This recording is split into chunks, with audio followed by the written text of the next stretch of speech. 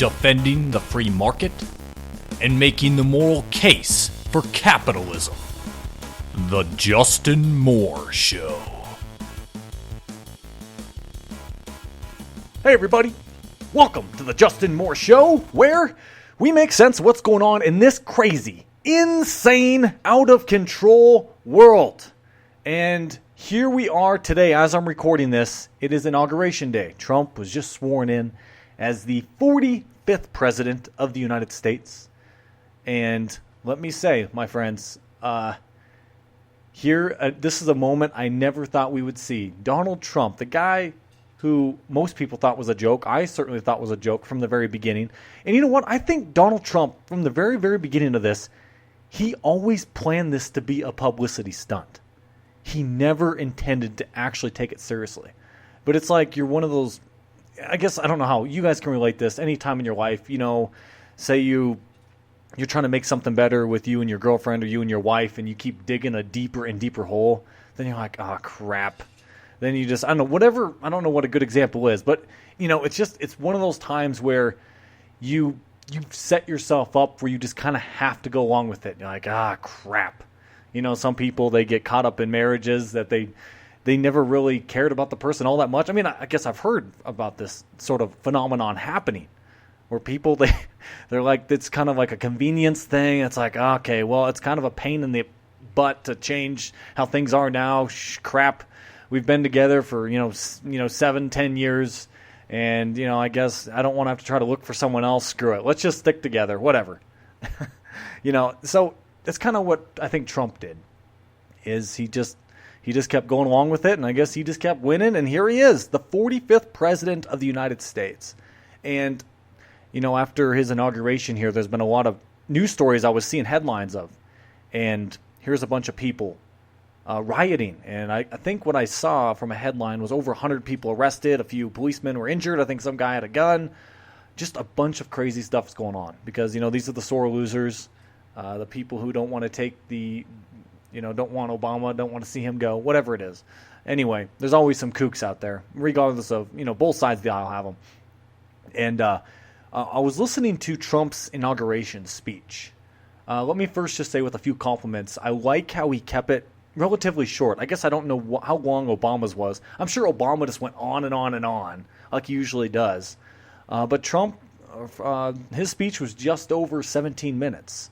Which really, it's for a speech, that's probably a pretty good length, and you can fit a lot in 17 minutes. I mean, look on this show, how, I do a lot of episodes, 20, 25 minutes, 30 minutes, and I try to pack a lot of stuff in here. And, but with this speech, I noticed, like, with the tone, he said some great things, this and that, but it was a lot of the stuff he was bringing out during the speech was also his campaign stuff. He's just kind of, recycling it and just inserting it in the speech here. But the tone overall, it was very nationalistic. I mean, pro-America. I mean, okay, obviously, you want to have root for America team. Yeah, he's going to be president of the United States, that sort of thing. Okay, I can understand that. But still, Trump's always kind of had that authoritarian sort of mindset anyway. And I just found a few quotes here from his speech here, just to kind of prove my point of the nationalistic sort of feeling I got. And this is what Trump said. Protection will lead to great prosperity and strength. I will fight for you with every breath of my body, and I will never, ever let you down. America will start winning again, winning like never before. Well, there, he pulled that thing right out of the damn campaign. You're going to get sick of winning with Trump, that sort of thing. Well, here he is. He's got it in his inauguration speech. And then we move on here to another quote from Trump. And get this. This comes as no surprise to any of you out there. Here he says, "We follow two simple rules. Buy American and hire American."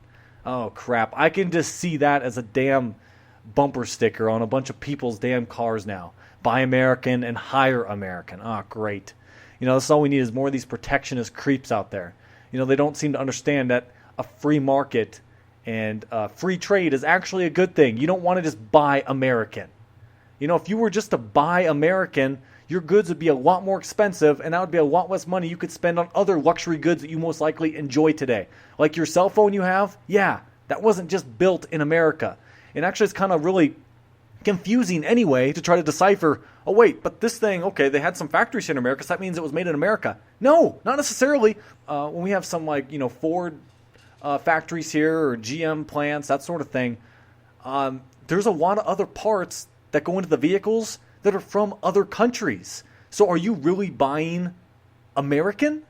Okay, sure, it came out of a plant in America, but there's a lot of other goods that came from other countries too. So you're never just buying just American. So it sounds really nice to say that, and it's just like with a lot of these people, oh, you need to buy from your local grocery stores and not from these national chains.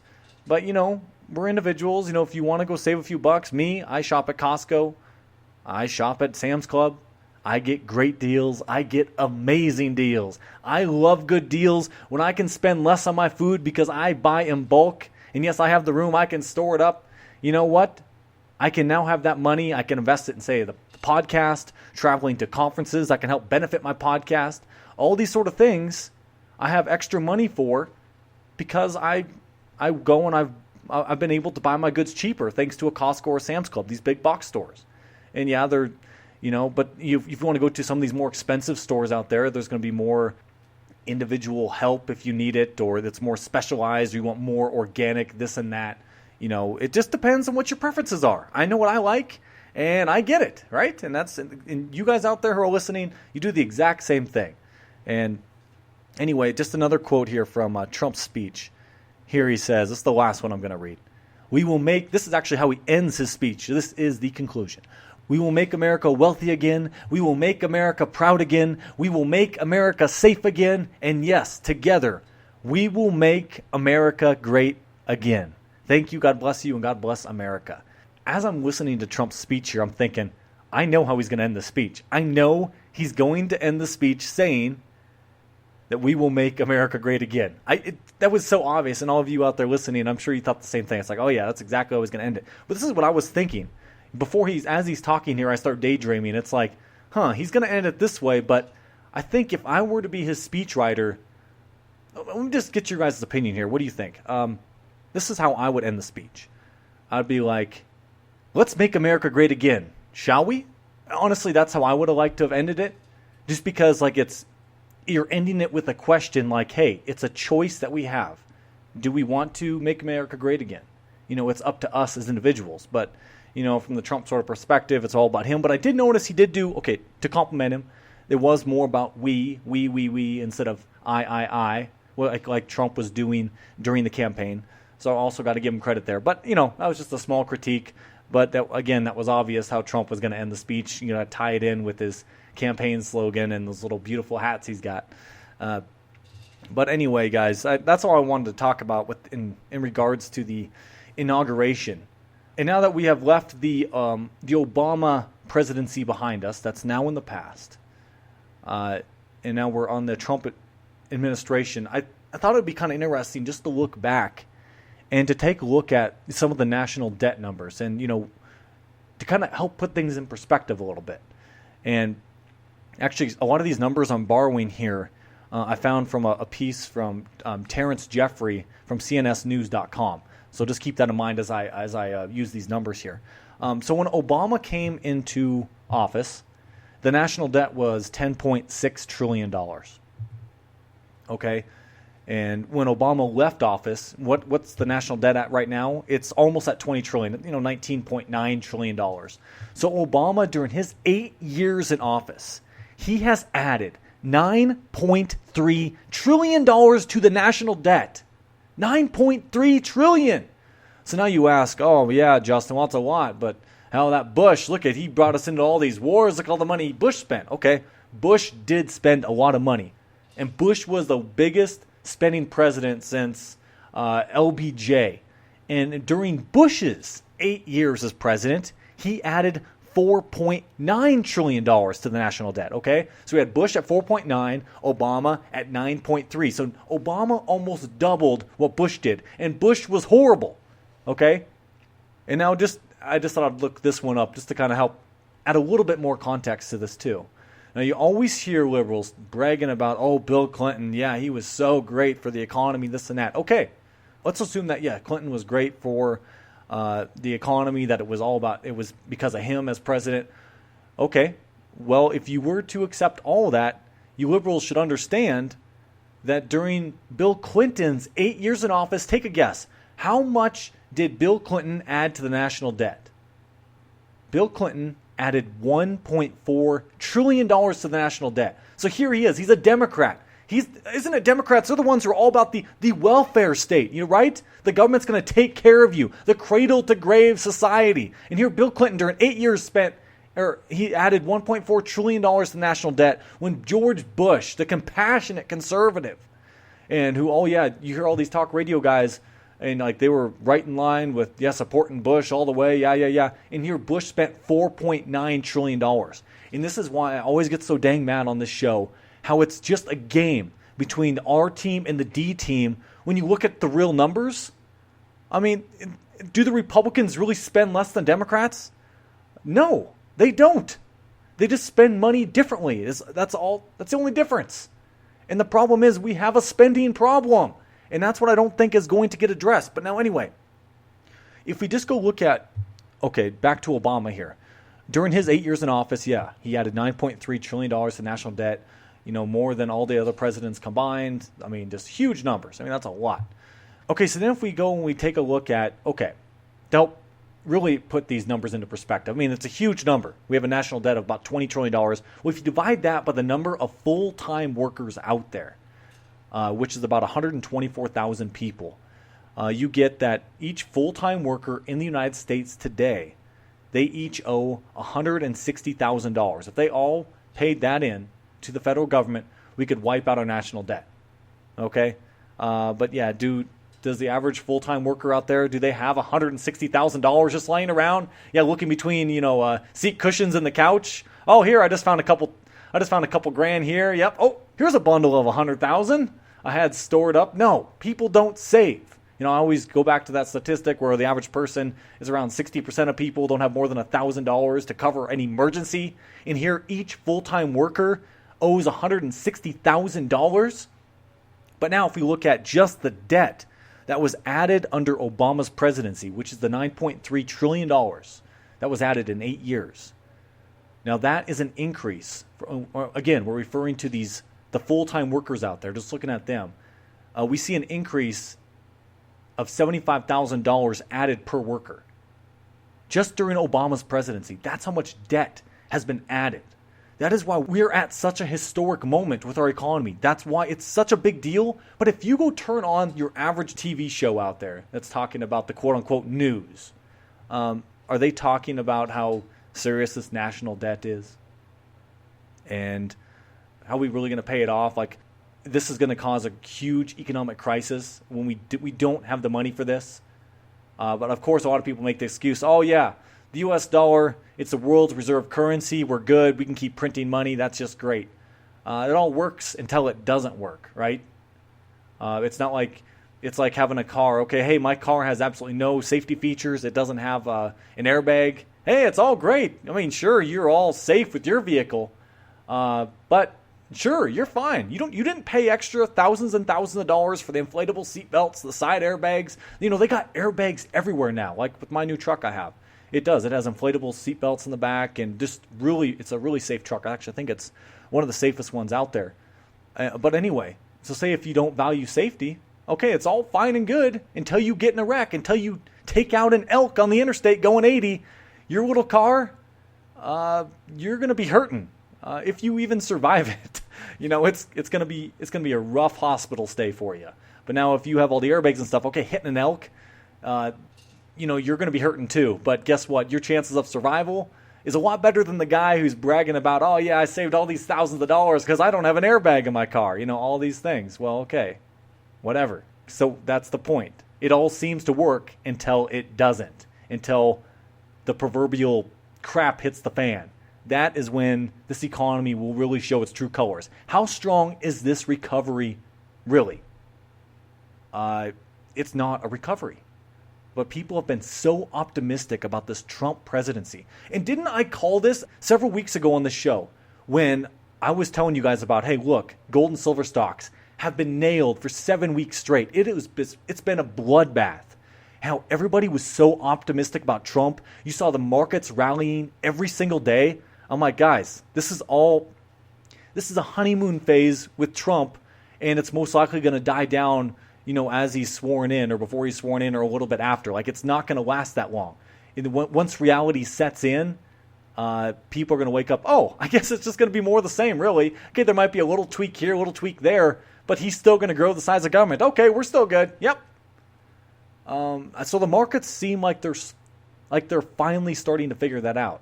And so the markets, they've really been trading sideways now for several weeks. Gold and silver have rallied. Gold and silver are at, the highest they've been since Trump won the election. So it seems like it's been a turnaround, but it could reverse the other way too. But I think the long-term trend is going to be, as I said, that the Trump presidency will really just be seen as more of the same. And here the dollar's been rallying under Trump, but Trump doesn't like a strong currency. You hear Trump always talking about he doesn't like a strong dollar, and he always wants a good trade advantage. Well, if you want a good trade advantage, I guess you want a weaker currency. Right? You want to talk down the dollar. You want a weaker currency so you can, have more factory workers here in the United States. So the way Trump talks about all this stuff, this nationalism, he wants a weaker currency. But the markets certainly haven't figured that out yet. But anyway, and just to add to some of the madness out there, I always start the show off now talking about this, making sense of what's going on in this crazy, insane, out of control world. Well, Paul Krugman, yes, the Nobel Prize winning economist, and he's a columnist for the New York Times. Well, he had a column from, I'm not going to read from the column, don't worry. I'm just reading a headline of it. This is from January 9th, 2017, okay? So, just over 10 days ago. Here's Paul Krugman saying, oh, this is actually the title of his column. Deficits matter again. And yes, this is the Paul Krugman that, oh yeah, the government's got to keep spending money. And just to prove to you guys, go back, type this in Google. Type in Paul Krugman and type in debt is good. Yeah, when you do that search, you will find a column from Paul Krugman from the New York Times from August 21st, 2015. So here he is, what is that? A year and a half earlier, Krugman saying, oh yeah, debt is good. And now he just said over 10 days ago, deficits matter again. Talk about a guy who's completely changed his stance because now it's a Republican in office. Then you see a lot of these commentators and a lot of these progressives out there who are always against the wars. Now they're bragging about, oh, well, I guess, hey, look, they're actually starting to support the wars. It's amazing how people are starting to transition and the sides are flipping on several issues. This is why, this is what gets me so mad about, for most people out there, they don't have any principles behind their views because it's all about the R team versus the D team, Republicans versus Democrats. It's not about principles. It's about you just got to get your team to win. And, you see your side kind of flipping on one thing. Well, you got to flip right with them because, you can't be, talking against your own team, right? And that's what's so frustrating about watching and just, trying to study politics and understanding, just seeing all the hypocrisy out there. It's just disgusting. And that's why, we libertarians out there, we kind of stand alone because, hey, we have our views and we don't fall in line with one party or the other because they both screw crap up. And for me, I like to think that I'm pretty principled on all these things, and I'm always about the free market can always do things better than the government can. And I want more money for me so I can spend my money the way I want it spent. I don't want the government or some bureaucrat or some politician out there spending my money thinking they can spend it better than I can. Or they think they're so compassionate because they're spending my money to help the poor. No, if I want to help the poor, I will help the poor and I will donate to certain groups. And guess what? My donations or what I do to try to help poor people or help people in certain ways, it's going to be a lot more effective and efficient than the government ever will be at it. So the politicians out there in general, they give us a false choice. They're saying, well, it's either this way or that way. But there's a third way, but they're not showing that. And so that's what we as libertarians, I think that's what we have to do. That's what we got to do to kind of help with the messaging too. That there is a third choice. There is a third option. Oh, if you don't want the government to create all these programs, then you're a bad guy. No, I want to help the poor in my way, and I will do it better than the government can. Then what do they say? Yeah, they can't. And especially when the other side, well, especially liberals, they're all caught up in emotion as it is. And that's a good way to turn the tables on them. Hey, look, I'm just as compassionate as you are. Actually, I'm actually more compassionate than you are because I'm going to be more efficient and effective at helping the poor than you ever will be. What do you say about that, Harry? We got to take it to these guys. And obviously, probably coming across with that tone I just did to a liberal, that's not a good idea. Because that's not going to be a good way to get your point across, and they're going to completely block out what you say. So please understand what I'm doing on this show. It's, I'm just talking to you, uno on uno here. And so it's going to be a lot different than just actually sitting down and you're talking with one of your liberal friends. But anyway, guys, it's going to be interesting here now that we've started the Trump presidency in 2017. Obama, he's rode away in the sunset with his trusty wife, Michelle. I never really cared for Obama, and he was a huge hypocrite. But Trump, he does concern me. But yeah, I think I guess I'm really glad I don't have to worry about seeing Hillary up there. But Trump, I don't know. I hope he's better than I think he's going to be, and certainly on some issues, I think he will do the right thing. But for you to always do the wrong thing, that's hard. Even if you're some really stupid politician, you could accidentally stumble onto the wrong thing, but you could be correct. It's like people with investments. Oh, they think they're so smart. Oh, look I'm a genius because I made hundreds of percent on this stock. Okay, that's great, but what's your results over time?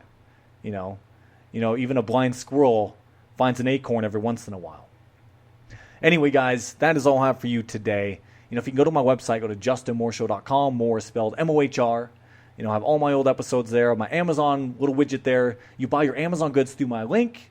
I get a small commission back. It costs you nothing extra, so I can help bringing you guys the truth of what's really going on out there, because I know you hear all this stuff, all this talk about fake news.